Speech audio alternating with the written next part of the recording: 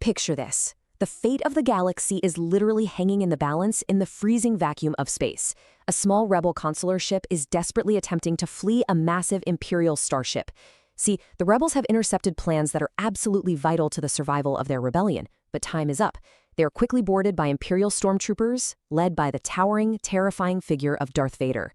And Vader? He is ruthless. He's demanding to know exactly what happened to those intercepted plans. Amidst all this laser fire and sheer chaos, a young woman, Princess Leia, makes a split-second decision that will entirely change the course of history. She takes the stolen technical readouts and hides them deep inside the memory systems of a small astromech droid. Princess Leia's desperate message hidden inside that escaping droid perfectly represents the classic mythological call to adventure. She records this frantic, holographic plea just before being captured by Vader's forces. She specifically programs the droid, R2-D2, to find a man named Obi-Wan Kenobi, noting that he actually served her father years ago in the Clone Wars. It's crazy to think about, but this single, frantic recording is the exact spark that ignites the entire rebellion's counteroffensive. With the message secured, R2-D2 and his incredibly anxious protocol counterpart, C-3PO, are jettisoned in a tiny escape pod, shooting away from the captured ship and plummeting toward a desolate, sandy world down below. So, Destiny essentially maneuvers these droids right across this desolate planet directly into the hands of a young, completely unsuspecting farm boy named Luke Skywalker. Now, shortly after crashing on Tatooine, the droids actually separate, only to both be quickly captured by these scavenging creatures known as Jawas. Stripped of their freedom, they're hauled all the way across the Dune Sea and sold to local moisture farmers, Owen Lars and his nephew Luke. While Luke is busy cleaning the carbon scoring off R2-D2, he accidentally triggers a small fragment of Princess Leia's hidden message. Intrigued by the beautiful woman in the hologram, Luke learns the droid is searching for an Obi-Wan Kenobi. And that gets him thinking, you know? He wonders if this means old Ben Kenobi, a strange hermit living way out beyond the dunes. The narrative shifts drastically when Luke is eventually rescued by Obi-Wan Kenobi, who introduces him not only to the ancient weapon of a Jedi Knight, but also to a brilliant foundational concept. See, after R2-D2 runs away into the desert to complete his mission, Luke tracks him down, only to be ambushed by brutal sand people. Out of nowhere, old Ben Kenobi appears, frightening the attackers right off, and reveals that he is, in fact, Obi-Wan. Back in his dwelling, Obi-Wan hands Luke his father's lightsaber, describing it as an elegant weapon for a more civilized age long before the dark times of the Empire. He explains that a Jedi named Darth Vader, who was actually a former pupil who turned to evil, betrayed and murdered Luke's father, and then he explains the very source of a Jedi's power, the Force. He describes it as an energy field created by all living things that surrounds us, penetrates us, and binds the entire galaxy together. This perfectly sets up the central thematic clash of our entire story, the Empire's ultimate technological weapon pitted against the spiritual power of the Force. While Obi-Wan is trying to recruit Luke, the Empire's top brass are sitting in a conference room on their brand new battle station, debating their iron grip on the galaxy now that the Imperial Senate has been dissolved. One commander arrogantly boasts that their station is the ultimate power in the universe, but Darth Vader quickly shuts him down, literally physically choking the man from across the room using only his mind. Vader warns them not to be too proud of this technological terror they've constructed because the ability to destroy a planet is insignificant next to the power of the Force. Meanwhile, back on Tatooine, Luke discovers that Imperial stormtroopers tracking the droids have ruthlessly murdered his aunt and uncle, pushing him to finally accept Obi-Wan's invitation to learn the ways of the Force. So, the newly formed crew crosses the threshold into the highly dangerous wider galaxy.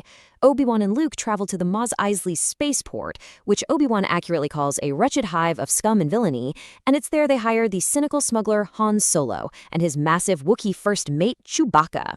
Han is bragging constantly about his ship, the Millennium Falcon. With Imperial stormtroopers actively closing in on Docking Bay 94, they frantically blast their way out of the atmosphere, angling deflector shields to narrowly outrun Imperial cruisers before making a daring last-second jump to hyperspace.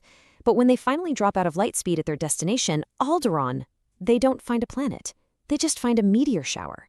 The entire planet has been completely blown away. Here is where the devastating emotional toll of this war really hits home. Discovering the Empire has callously obliterated Princess Leia's peaceful home planet. A bit earlier, Governor Tarkin, who was holding Leia captive on the battle station, demanded the location of the hidden rebel base. When she finally gave him a remote system, Dantooine, Tarkin callously decided that was way too remote for an effective demonstration of their weapon, so he ordered the absolute destruction of her peaceful home, Alderaan, anyway. Aboard the Millennium Falcon, Obi-Wan actually feels this horrifying genocide physically. He literally has to sit down as he senses millions of voices crying out in terror before being instantly extinguished. It's incredibly heavy. Plunged directly into the belly of the beast, our heroes are now forced to improvise a highly dangerous tactical infiltration of this massive battle station. Sitting out there in the floating debris of Alderaan, they spot a lone Imperial fighter and chase it toward what looks like a small moon. But as Obi-Wan quickly realizes, that's no moon, it's a space station. Caught in a massively powerful magnetic tractor beam, the Millennium Falcon is dragged helplessly inside. Once aboard, the crew only manages to avoid immediate capture by hiding down in Han Solo's shielded smuggling compartments right beneath the floorboards. When an Imperial scanning crew boards to inspect the apparently abandoned ship, our heroes spring out, overpower them, steal their stormtrooper armor, and set up a temporary command post in a nearby control room. So to keep you focused on the absolute stakes here, picture the total chaos of Luke and Han posing as stormtroopers to stage a completely reckless rescue, all while Obi-Wan sneaks off alone to disable the tractor beam. Plugging R2-D2 right into the Imperial network, they learn that Princess Leia is currently held in detention block AA-23, and worse, she's scheduled to be terminated. Han is totally reluctant to help until Luke appeals directly to his greed, promising him a massive reward. Slapping binders on Chewbacca to make him look like a captured prisoner, Luke and Han march right into the heavily guarded detention block. But the ruse quickly falls apart, leading to a massive firefight where they blast the security cameras and terminal controls. In the panic, they completely cut off their only planned exit, while Luke frantically rushes into cell 2187 to pull the princess out.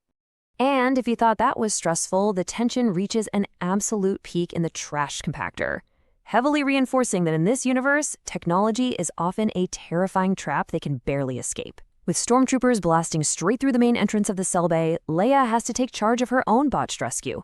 She grabs a blaster, blows a massive hole in a nearby grate, and orders everyone diving into the garbage chute. Plunging into this dark, incredibly foul-smelling pit, things go from bad to much, much worse. First, this mysterious creature drags Luke completely underwater. Then, an awful metallic groaning starts up. The walls actually begin to move, closing in to crush them flat. And to top it off, the doors are magnetically sealed. It's only through a frantic comlink call to C-3PO and R2-D2, who hack into the system just in the nick of time, that all the garbage mashers on the detention level are shut down, miraculously saving their lives.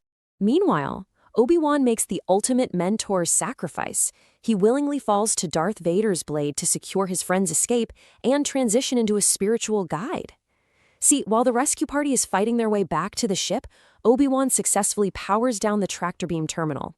But on his way back, he's confronted by his old pupil, Darth Vader. Their lightsabers clash as the tense duel continues right near the docking bay. Luke and the others arrive. Seeing that his friends finally have a clear path to the Millennium Falcon, Obi-Wan offers this calm little smile, raises his lightsaber, and just allows Vader to strike him. Instantly, Obi-Wan's body disappears, leaving only an empty cloak falling to the floor, as his consciousness merges entirely with the Force, making him, just like he warned, more powerful than Vader could possibly imagine. Despite the Empire secretly tracking them all the way to the Rebel base, those stolen plans finally reveal a single, unbelievably small vulnerability: a thermal exhaust port. Escaping the station and jumping to hyperspace, the heroes arrive at the hidden Rebel base on the fourth moon of Yavin. However, the Empire intentionally let them go, having placed a homing beacon right on their ship. The Death Star is on its way. The Rebel commanders quickly extract the stolen data from R2-D2 and discover that this massive, heavily shielded battle station actually has one critical flaw, but it is an impossibly small target.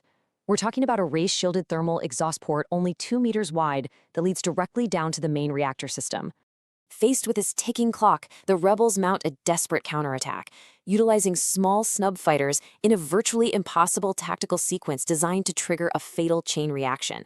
The plan is completely reckless, but honestly, it's their only chance.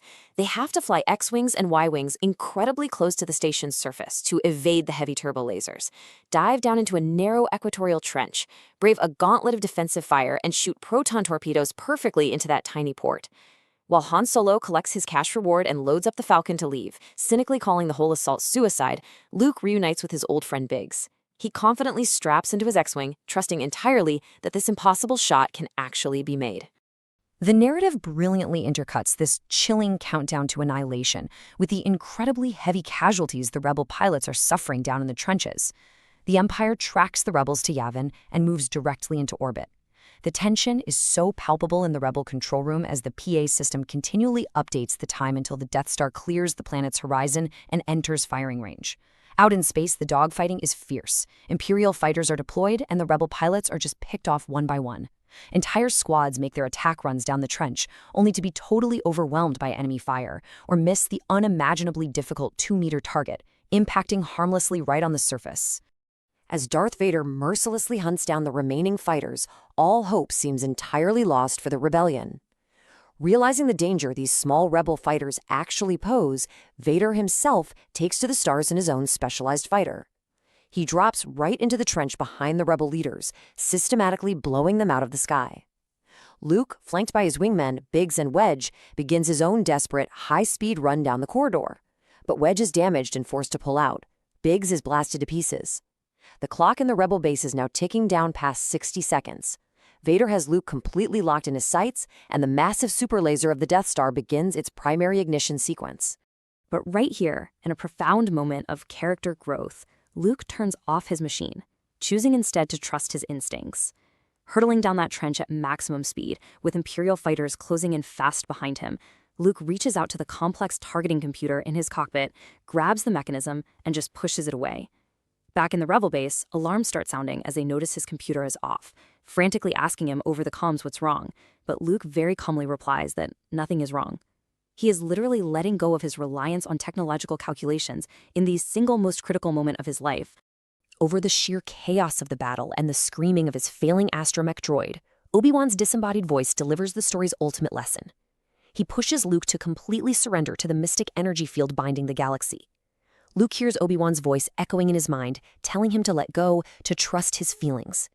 Vader, flying right behind him, suddenly senses something. He can feel that the Force is remarkably strong with this pilot. Luke closes his eyes for a fraction of a second, breathing in the spiritual guidance of his fallen mentor, perfectly aligning his actions with the will of the Force. And just when you think it's over, we get a surprise return from the mercenary Han Solo. He clears the final hurdle, allowing Luke to make the impossible shot and save the rebellion.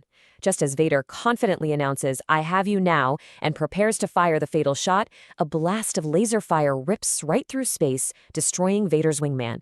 The Millennium Falcon swoops down out of the blinding sun. Han Solo yells over the comms that the path is clear.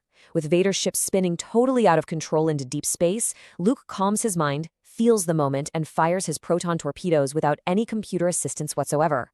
They dive directly into the 2-meter exhaust port. Luke and Han pull up sharply as the entire Death Star erupts into a spectacular supernova of debris just seconds before it can destroy the rebel base.